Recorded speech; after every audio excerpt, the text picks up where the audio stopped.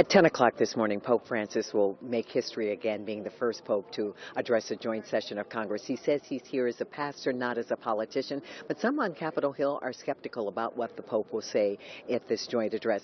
We have Virginia Senator Tim Kaine with us here, our special guest. And Senator, thank you very much for being here with us. Great to be with you. Your reaction to the Pope here, and some who are skeptical, saying he favors one political party over another. Well, I'm really excited. I'm a Catholic. I was a Jesuit missionary in Latin America in the 1980s, and I feel like I have a connection with this Pope because of that.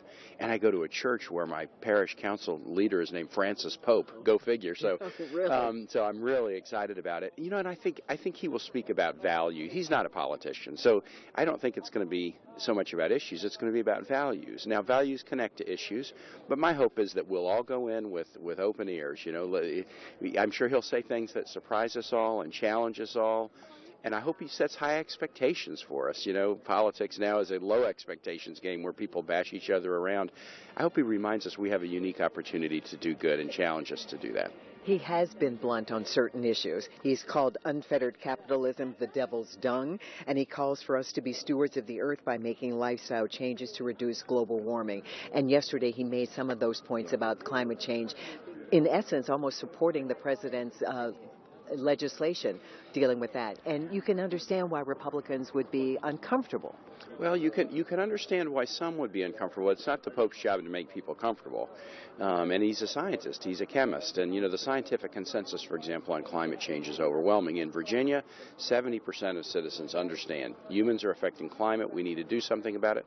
What to do about it is a little more challenging. And I don't think he's going to say, pass this bill or this regulation. But he's going to say, you have an obligation to the rest of the world and to your kids and grandkids to be good stewards of God's creation. He did take the name Francis, and Francis was a saint who is known for his commitment to the stewardship of God's creation. We have one politician, though, who's already said he's not coming because the Pope isn't sticking to standard theological teaching when it comes to climate change.